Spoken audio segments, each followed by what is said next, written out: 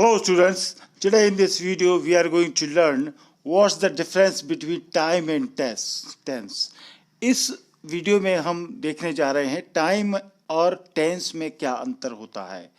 जब भी आप टेंस की बात करते हैं, इंग्लिश ग्रामर की बात करते हैं, तो लोगों के दिमाग में बड़ा कन्फ्यूजन होता है, बड़ा डर भय होता है और बहुत से स्टूडेंट्स काफ़ी समय तक टेंस के बारे में सीख ही नहीं पाते।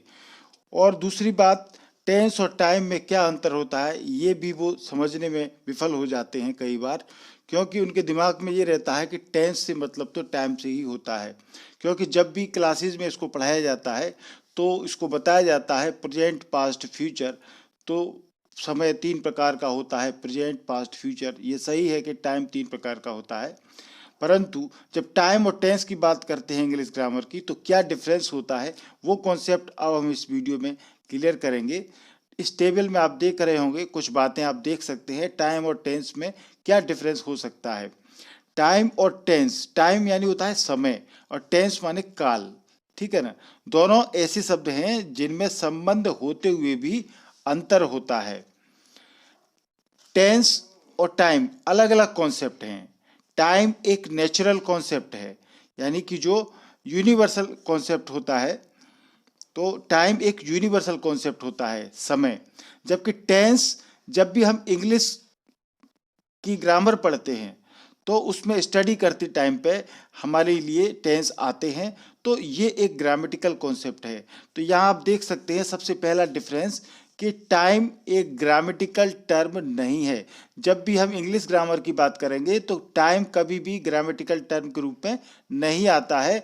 जबकि हम टेंस की बात करते हैं तो ये एक ग्रामेटिकल टर्म है, ठीक है ना।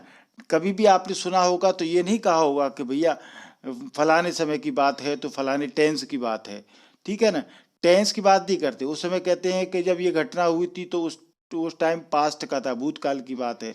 उस समय हम टेंस की बात नहीं करते। जब कोई सामान्य रूप से हम बात करते हैं, सामान्य अर्थ में जब बात करते हैं तो वहाँ टाइम से मतलब होता है, टेंस से मतलब नहीं होता। जबकि टेंस का प्रयोग हम विशेष अर्थ में वर्ब के फॉर्म को बताने के लिए करते हैं कि टेंस में ये पता रहता है कि कोई क्रिया है वर्ब, तो उसका कौन सा फॉर्म है, उसके अकॉर्डिंग हम बात करते हैं। और जब हम ग्रामर पढ़ते हैं तभी टेंस की बात करते हैं। सामान्य बोलचाल में, सामान्य भाषा में, सामान्य व्यवहार में हम किसी भी समय की चर्चा करते समय टेंस की बात नहीं करते। जब भी अब इंग्लिश ग्रामर की बात करते हैं तो टेंस आ जाता है। तो हम कह सकते हैं कि टाइम ग्रामेटिकल टर्म नहीं है, टेंस ग्रामेटिकल टर्म है। दूसरी बात, जब भी हम किसी से भी बात करें, कोई भी घटना की बात करें, तो टाइम के बारे में बात होती है, समय के बारे में बात होती है। तो ये एक यूनिवर्सल कॉन्सेप्ट होता है। मतलब यूनिवर्सल कॉन्सेप्ट को हिंदी में कहते हैं विश्वव्यापी अवधारणा, जो विश्व में विद्यमान है। समय की बात जब करते हैं तो आपको यदि महाभारत का सीरियल याद हो तो उसकी महाभारत के सीरियल में स्टार्टिंग होती थी कि मैं समय हूँ। जब समय से स्टार्ट होता था, मैं समय हूँ, वहाँ वो ये नहीं कहता था कि मैं टेंस हूँ। आप समझ सकते हैं। तो टेंस ग्रामेटिकल टर्म के रूप में हम उपयोग करते हैं। समय एक यूनिवर्सल कॉन्सेप्ट है, जबकि टेंस यूनिवर्सल कॉन्सेप्ट नहीं है। फिर देखें, दिनों, महीनों और वर्षों आदि का पता चलता है। टाइम से ही पता चलता है कि 3 महीने की बात है, 10 साल की बात है। तो जब 10 साल या 3 महीने, 6 महीने की बात हम करेंगे तो वो टाइम होता है, वो समय होता है। पर टेंस में इस तरह की कॉन्सेप्ट की बात नहीं करती। दिनों, महीनों, वर्षों आदि का इससे बोध नहीं होता। तो अब आप ये क्लियर हो गए हैं कि टाइम और टेंस में क्या अंतर होता है, और ये आपको जानना जरूरी है, क्योंकि इसमें कन्फ्यूजन बिल्कुल भी आप न लें। टाइम की जब बात करते हैं तो वो एक यूनिवर्सल कॉन्सेप्ट, एक विश्वव्यापी अवधारणा की बात करते हैं हम। और टेंस का प्रयोग केवल हम इंग्लिश ग्रामर जब पढ़ते हैं तो इसमें उसका प्रयोग करते हैं। टेंस का संबंध सीधा सीधा इंग्लिश ग्रामर से है। टेंस और टाइम समान कॉन्सेप्ट एक बार भी नहीं है, आप दिमाग में बैठा लें।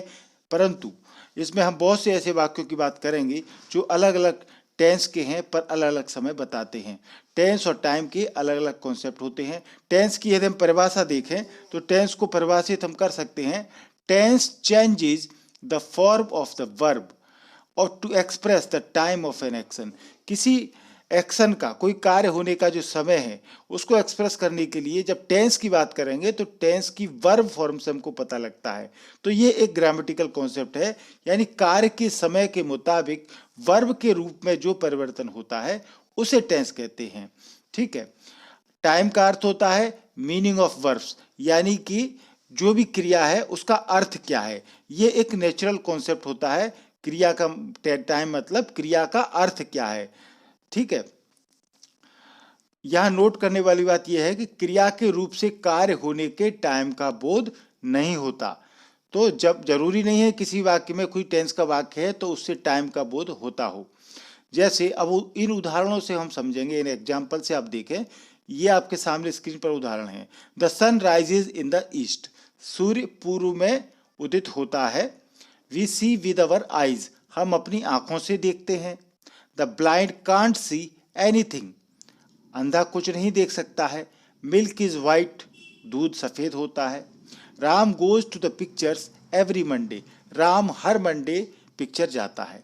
अब इन वाक्यों को आप टेंस और टाइम से सोचें कि क्या समय की बात करें। जैसे हम बात करें sun rises in the east, सूर्य पूर्व से उदित होता है, तो ये टेंस के रूप में तो सिंपल प्रेजेंट टेंस हैं। ये सभी वाक्य सिंपल प्रेजेंट में हैं। इनमें जो वर्ब दी है, राइज में ऐसा एस लगा है, सी दिया हुआ है, प्लूरल फर्स्ट फॉर्म है तो ऐसा यस नहीं लगता। राम के साथ गोज लगा हुआ है, इज आर एम है, ये सभी प्रेजेंट टेंस में है यदि हम टेंस की बात करें तो।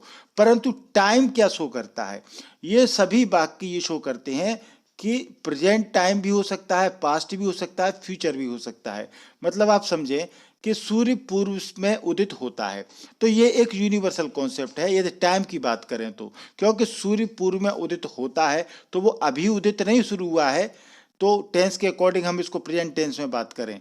ठीक है, तो प्रेजेंट टेंस तो है वाक्य के स्ट्रक्चर के अनुसार, परंतु सूर्य पूर्व में तो पास्ट में भी उदित होता था और भविष्य में भी वो पूर्व से ही उदित होगा। ऐसा नहीं हो सकता कि सूर्य दक्षिण से उगना शुरू हो जाए। ठीक है ना। हम अपनी आंखों से देखते हैं, पहले भी देखते थे, अब भी देखते हैं और भविष्य में भी हम आंखों से ही देखेंगे। तो ये टाइम की बात करें तो ये तीनों टाइम बताते हैं। अंधा नहीं देख सकता है, बिल्कुल सही बात है। मिल्क इज वाइट, दूध सफेद है। दूध पहले भी पास्ट में भी सफेद ही होता था, अब भी सफेद है, फ्यूचर में भी सफेद ही होगा। राम हर रोज सोमवार को पिक्चर जाता है, तो ये कोई अभी वर्तमान की आदत नहीं है उसमें कि हो गई हो, यानी हर मंडे को वो जाता है। तो पहले भी जो भी मंडे आए होंगे उनमें भी वो जाता था, अब भी जाता है और जाता रहेगा। तो ये सभी वाक्य एक टेंस की बात करें एक स्ट्रक्चर के रूप में तो ये सिंपल प्रेजेंट टेंस है वर्ब के फॉर्म के अनुसार। हम टेंस किसके हिसाब से देखते हैं, टेंस वर्ब के फॉर्म के अकॉर्डिंग चलते हैं। तो वर्ब की फॉर्म फर्स्ट फॉर्म है तो हम बात करते हैं कि फर्स्ट फॉर्म सब्जेक्ट के बाद प्रेजेंट टेंस में लगती है, तो वर्ब की फॉर्म के अनुसार टेंस चलते हैं। परंतु जब टाइम की बात करेंगे तो वो एक यूनिवर्सल कॉन्सेप्ट हो जाएगा, यानी जो घटना हो रही है तो टाइम की नज़र से देखें तो ये प्रेजेंट टाइम भी बताता है, पास्ट भी बताता है और फ्यूचर भी बताता है। अब आप इन वाक्यों को देखें। She leaves for home tomorrow, वह कल घर जाएगा, इसका अर्थ ये होता है। ठीक है ना, टुमारो लगा हुआ है यानी आने वाला कल।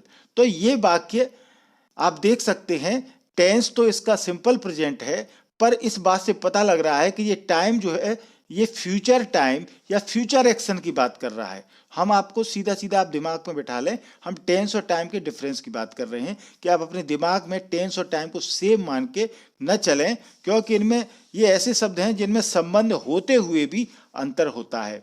दूसरा सेंटेंस देखें, she is going two by a car next month, वो अगले माह कार खरीदने वाली है, अगले माह खरीदने वाली है, यानी कोई घटना फ्यूचर में होने वाली है, कोई एक्शन फ्यूचर में होने वाला है। तो ये टाइम के अकॉर्डिंग तो ये फ्यूचर को बता रहा है, यानी भविष्य के समय की बात कर रहा है। पर स्ट्रक्चर से हम देखें, वर्ब फॉर्म के अनुसार हम देखें तो ये फिर गोइंग टू यानी कि कोई भी वाक्य है जो सिंपल प्रेजेंट टेंस को बात करेगा। शी इज कमिंग टुमारो, ठीक है ना, इज आर एम लगा हुआ है तो ये प्रेजेंट टेंस है।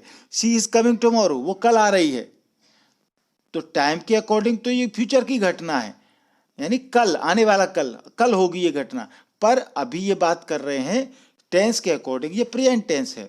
ठीक है। She is going to Bombay tomorrow, ये भी प्रेजेंट टेंस है पर टाइम फ्यूचर का है, बॉम्बे जाने वाली है अगले, टुमारो कल, आने वाला कल। Mr Gupta retires in the month of December, Mr Gupta दिसंबर के महीने में रिटायर होने वाले हैं, इसका मतलब ये है रिटायर होंगे। ठीक है, तो जो घटना है टाइम फ्यूचर का बता रही है पर टेंस हम प्रेजेंट की बात करेंगे, प्रेजेंट सिंपल टेंस है ये। The plane takes off at 6 PM tomorrow, ठीक है, तो ये भी प्लेन का टाइमिंग कल की बता रहा है। यानी ऐसे सेंटेंस में हम अच्छे से समझ सकते हैं कि टाइम और टेंस में क्या अंतर होता है। घटनाएं टाइम को बता रही हैं फ्यूचर का, पर टेंस के अकॉर्डिंग जो वर्ब फॉर्म की बात होती है तो ये सिंपल प्रेजेंट टेंस है। अब इन वाक्य को देखें, now the battle of Panipat begins, यानी कि पानीपत की घटना अभी तो हो नहीं रही है, वर्तमान में तो हो नहीं रही है, तो ये घटना पानीपत के युद्ध की घटना पास्ट में हुई। तो पानीपत की घटना टाइम बता रही है, पानीपत की घटना पास्ट में हुई है तो पास्ट बता दिया, परंतु टेंस कौन सा है, ये प्रेजेंट है, बिगिंस लगा हुआ है, फर्स्ट फॉर्म में SIS लगा हुआ है, तो टेंस के अकॉर्डिंग इसका स्ट्रक्चर प्रेजेंट है। ये सेंटेंस देखें, could I see you tomorrow, it might rain tomorrow, ये दोनों ही वाक्य टाइमिंग तो बता रहे हैं फ्यूचर की क्योंकि टुमारो लगा हुआ है, ठीक है, परंतु टेंस के अकॉर्डिंग इसमें कुड और माइट का उपयोग हुआ है तो टेंस ये पास्ट का है, पर टाइम क्या बता रहा है, फ्यूचर के लिए। यहां देखें, I wish I were a king, काश में राजा होता, it is time we started, यहां आप देखेंगे तो टेंस के अकॉर्डिंग तो ये पास्ट टेंस है, यहां पर वर और स्टार्टेड आया हुआ है जो टेंस पास्ट है, परंतु ये घटनाएं जो हो रही हैं ये टाइम क्या बता रही हैं, वर्तमान का। तो यहाँ अच्छे से आप समझ गए होंगे कि टेंस और टाइम के कॉन्सेप्ट में कितना अंतर होता है। अब ग्रामेटिकली जब हम बात करते हैं, टेंस के प्रकार की हम बात करते हैं, जब टेंस पढ़ते हैं तो आप जानते हैं काइंड्स ऑफ टेंस, जो टेंस के प्रकार हैं वो 3 होते हैं। प्रेजेंट टेंस जिसको कि वर्तमान काल कहते हैं, पास्ट टेंस भूतकाल कहते हैं, फ्यूचर टेंस जिसको कि भविष्य काल कहते हैं। अब ये 3 टेंस तो आप जानते ही हैं, 3 प्रकार के टेंस होते हैं और फिर इनके कार्य संपन्न होने की स्थिति यानी स्टेट ऑफ एन एक्शन, कोई कार्य हो रहा है तो वो पूरा हुआ है, अपूर्ण हुआ है, पूर्ण हुआ है या निरंतर जारी है, यानी कार्य होने की स्थिति क्या है, क्या वो कार्य अब हो रहा है, कंटिन्यूअस है, या वो कार्य हो चुका है, ठीक है। तो इसके स्टेट ऑफ एन एक्शन के अकॉर्डिंग फिर ये तीनों टेंस जो हमने बताए प्रेजेंट पास्ट फ्यूचर, उनके 4 भेद होते हैं, ठीक है। सबसे पहला भेद होता है ये सिंपल या इसको इंडेफिनिट टेंस कहते हैं, दूसरा जिसको सामान्य काल हिंदी में कहेंगे, फिर होता है कंटिन्यूअस टेंस या इसको इम्परफेक्ट टेंस भी कहते हैं या प्रोग्रेसिव टेंस। तीनों तरह के हमने बता दिए हैं क्योंकि अलग अलग ग्रामर में अलग अलग नाम से इस टेंस को जाना जाता है। जनरली कंटिन्यूअस टेंस हम इसको पढ़ते हैं, पर इम्परफेक्ट भी बोलते हैं और प्रोग्रेसिव टेंस भी बोलते हैं। तीसरा इसका स्टेट ऑफ एन एक्शन होती है परफेक्ट टेंस यानी पूर्ण काल। आप देख सकते हैं अपूर्ण तात्कालिक काल, पूर्ण काल यानी परफेक्ट, ठीक है, ये कार्य संपन्न होने की स्थिति है कि कार्य पूर्ण हो चुका है तो परफेक्ट टेंस है, ठीक है। चौथा है परफेक्ट कंटिन्यूअस टेंस या पूर्ण निरंतर, पूर्णापूर्ण, पूर्ण तात्कालिक काल, ये इनके स्टेट ऑफ एन एक्शन होते हैं। आप जानते हैं कि तीनों टेंसों के फिर ये 4 भाग होते हैं, तीनों को फिर हम इसमें जोड़ देंगे यानी कि प्रेजेंट सिंपल टेंस या प्रेजेंट इंडेफिनिट टेंस, फिर present continuous tense, present perfect tense, present perfect continuous tense, ये 4 भाग हो जाते हैं। फिर पास्ट के भी इसी तरीके से past simple tense, past continuous, past perfect continuous, ठीक है।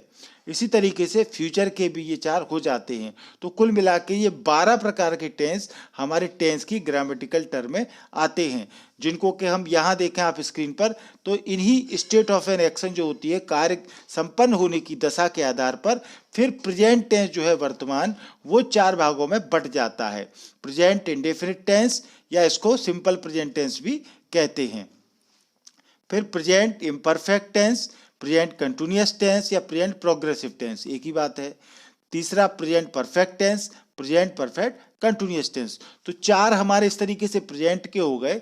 इसी प्रकार से पास्ट के भी 4 हो जाते हैं, पास्ट इंडेफिनिट टेंस, या simple past tense, past imperfect tense, past continuous tense या पास्ट प्रोग्रेसिव टेंस। तीनों में से कोई सा भी नाम से एक ही बात है।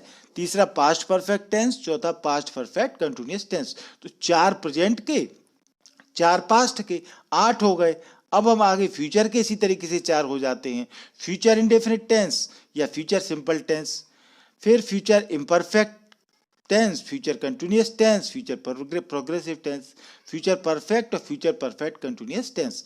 इस प्रकार से 4, तो 4 प्रेजेंट के, 4 पास्ट के, 4 फ्यूचर के, ऐसे हमारे 12 टेंस हो जाते हैं जिनको हमको पढ़ना होता है। अब प्रेजेंट टेंस क्या होता है, इसके आगे हम टेंसों को वीडियो बनाने वाले हैं, इसलिए हम बेसिक पहले टेंस का आपको बता रहे हैं कि टाइम और टेंस में क्या अंतर होता है, वो हमने बताया। अभी टेंस के प्रकारों को, हालांकि आप में से बहुत से लोग जानते होंगे, पर इनका रिवाइंड करना जरूरी है। प्रेजेंट टेंस का प्रयोग हम कब करते हैं, ये आप इसमें लिखा हुआ है, समझ लें। किसी कार्य के वर्तमान समय में होने के कारण, कि वो वर्तमान समय में हो रहा है या हो चुका है या हो गया है, किसी भी कार्य के वर्तमान समय में होने या करने, या कार्य हो रहा है, कार्य हो चुका है या हो गया है, तथा एक लंबे समय से होता रहा है। ये अलग अलग कंडीशन, अलग अलग उनकी स्टेट ऑफ एन एक्शन के आधार पर हो सकती है, कार्य संपन्न होने की स्थिति के आधार पर हो सकती हैं, पर चारों ही स्थिति में ये प्रेजेंट टेंस ही होगा, क्योंकि यहाँ वर्तमान की बात होती है जब हम प्रेजेंट टेंस की बात करते हैं। तो इसको अंग्रेजी में इसकी डेफिनेशन हम दे सकते हैं, an action which is done at the present time. ठीक है, तो वर्तमान समय में जो एक्शन हो रहा है वो एक्शन हम प्रेजेंट टेंस में रखेंगे।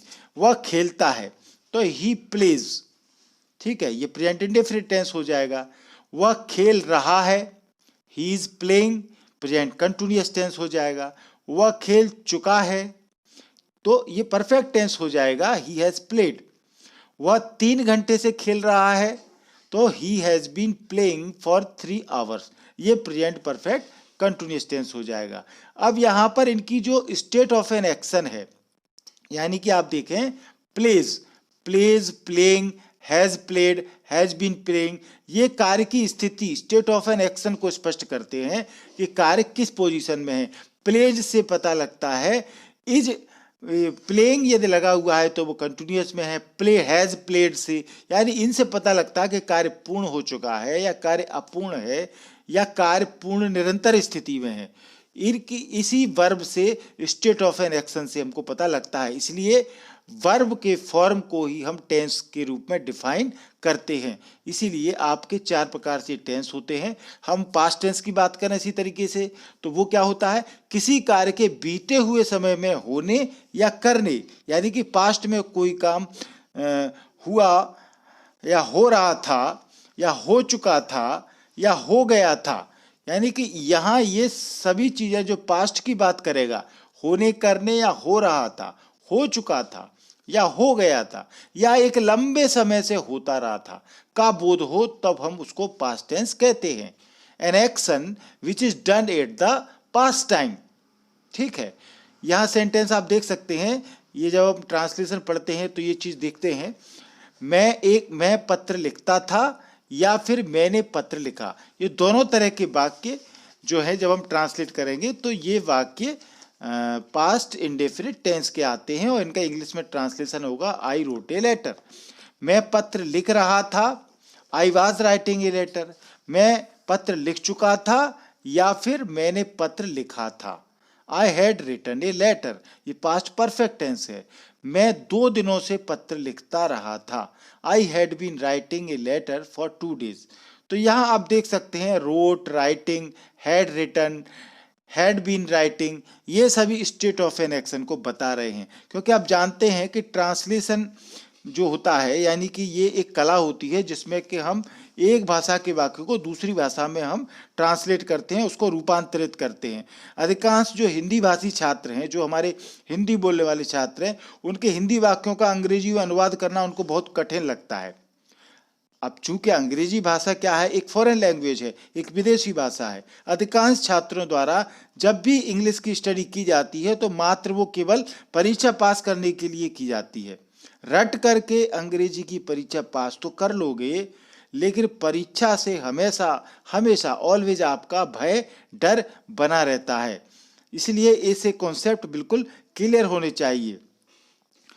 अब हम ऐसी तरीके से फ्यूचर टेंस होता है, तो फ्यूचर टेंस को यदि डिफाइन करें तो किसी कार्य के आने वाले समय में, यानी फ्यूचर में आने वाले समय में होने या करने, हो रहा होगा या होता रहेगा, हो चुका होगा या हो गया होगा, तथा एक निश्चित समय से होता आ रहा होगा, ये बताता है कि ये फ्यूचर टेंस होता है। मैं पत्र लिखूंगा, I shall write a letter, future indefinite tense है ये। मैं पत्र लिखता रहूंगा, I shall be writing a letter, मैं पत्र लिख चुकूंगा, I shall have written a letter, मैं पत्र लिखता रहा होऊंगा। तो ये I shall have been writing a letter. यहाँ पर सिंपल को आप हटा दें, यहाँ पर केवल आप फ्यूचर टेंस जब भी कॉपी डाउन करें तो फ्यूचर टेंस लिखें, क्योंकि यहाँ पर चारों तरह के वर्ब ऑफ एन एक्शन की बात हम कर रहे हैं। तो ये चार प्रकार से कोई क्रिया पूर्ण है, अपूर्ण है, कंटिन्यूअस है या परफेक्ट हो गई है, पूर्ण हो गई है, उसके अकॉर्डिंग हम टेंस का पता हमको लगता है। थैंक यू पूरा वीडियो देखने के लिए। आप बिल्कुल से इंतजार करें, अभी आपको हम टेंस के सारे वीडियो लाने वाले हैं। टेंस के बाद एक्टिव पैसिव, क्योंकि बेसिक तो टाइम और टेंस से ही शुरू होगा, फिर जो भी कुछ चैप्टर बचे हैं हम जल्दी से आपको वीडियो लाएंगे। इससे कई जो वीडियो हैं उनकी लिंक हम इसके साथ में, वीडियो के साथ में पहले के कुछ वर्ब की और नॉन प्रोनाउन की लिंक हम इस वीडियो के साथ दे देंगे, ताकि आप और पहले के कॉन्सेप्ट को क्लियर कर सकें। थैंक यू पूरा वीडियो देखने के लिए। अभी तक आपने एमपी इंग्लिश क्लासेस को सब्सक्राइब नहीं किया है तो सब्सक्राइब जरूर कर लें। सब्सक्राइब करना सरल है, लाल कलर से सब्सक्राइब लिखा हुआ दिख रहा होगा, उसको आप टच करेंगे तो लाल कलर का व्हाइट कलर में बदल जाएगा, चैनल सब्सक्राइब हो चुका है। बगल में बेल आइकॉन है, घंटी जरूर दबाएं।